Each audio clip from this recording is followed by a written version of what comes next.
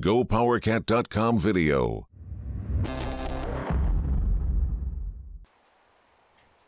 Nelson, he's also thrown a touchdown here tonight. He comes in motion to the right side. Freeman fakes to the back and under pressure, throws it to Jordy. Jordy will juke a man at the 30, 35, 40, 45 midfield, down the sideline. Jordy at the 30, 25, 20, and dragged down at the 10. He gets it to Nelson.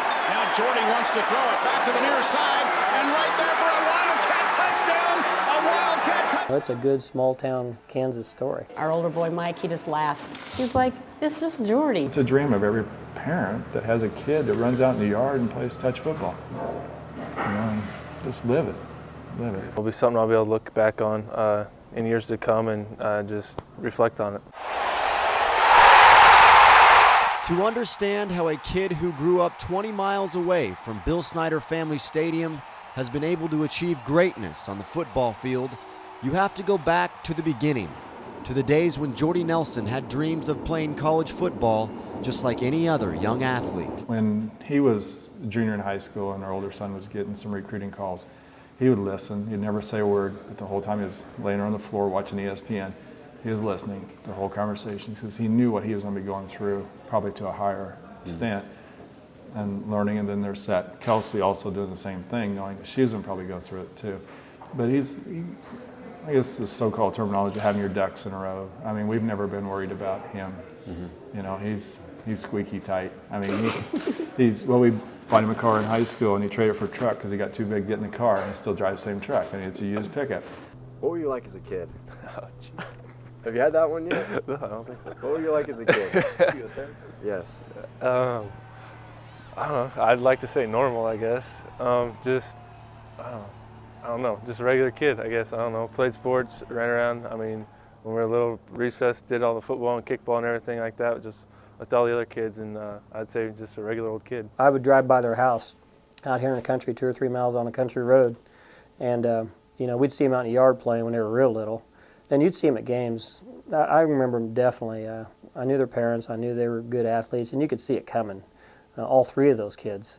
And you'd see them at age 7, 8 years old out here at the football games. You know, after the game, stand on the sidelines asking for the players to throw them their wristbands and things like that. He'd help out on the farm, but it wasn't his true love, not like our older boy. If he was going to come out on the farm, he wanted to have a list. Yeah, he wanted to go get it done and then be done. And he was our baler. He always did all the baling. I mean, he'd be out at night until midnight, some nights baling hay, but he might not be out of bed till the next morning, till 11, but he'd put in his time.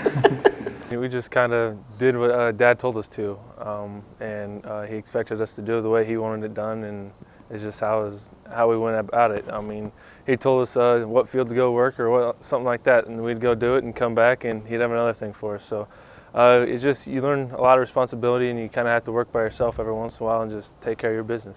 On the football field, Jordy has always taken care of business. In high school, he made his mark on the Riley County football team at quarterback. And in his senior season, Nelson threw for over 1,000 yards and rushed for just over 1,500 more. But after all that, Jordy's future plans were even bigger. Went on some recruiting visits, and we'd always pick the right games to go to. And we went to the Nebraska-Texas game, whatever it been, his senior year, 5 years ago. And we were in awe of Nebraska. We'd been there before, watched some other games. But you know, it's like, Jordy, you can't wait, man. It's going to be awesome when you get there. And we're down on the field in the massive red and everything, and we're right out there, and they're warming up. And Texas players, you know, they're right beside you. And Nebraska's coming out of the tunnel and stuff like that. And our hearts are just a beating and just looking up and excited. And he goes, this is nothing. And I'm going, what? This is Nebraska playing Texas, you know, probably 1-4 or something like that. He goes, wait till you go to K-State. And now, as a former walk-on at K-State who's played the receiver position for only 3 years, Nelson has achieved the unthinkable. He holds the K-State record for receptions and yards in a single season and currently ranks 2nd in the nation in receiving yards and receptions. It's simply been an unforgettable ride for those who've been a witness. So this Saturday, your son's going to walk out on that field in Bill Snyder Family Stadium for the very last time. I'll cry. Are those the kind of emotions that are going to happen? I mean, we've told everybody that's gotten tickets. They go, well, I don't know how far away, but you know what I'll be doing. And they'll go, hey, you'll be crying. So that's just me. but it's going to be weird. It's going to be awesome. And it'd be awesome standing there with the Wattses and Gonzaleses and Kleins. And I mean, I can't list everyone, but you give me a little time, I could list you every one of them. But there's, 19 seniors, I believe, and they've all got a story. I think it's so sentimental just for the fact that we're K-State fans. Mm-hmm. I mean, We've, just whether after this season too, we'll probably still have our season tickets that we still hold now, and try to go. And we're just K-State fans, and so to see all this and to know how important it was to him, that he got to live his dream of getting out there. How are people going to remember number 27? I mean, how do you think people, K-State fans in general, are going to look back and remember Jordy Nelson, or how would you guys want him to be remembered? remember him as a kid if he was your kid, or if you have a kid today that's in that situation, to keep playing.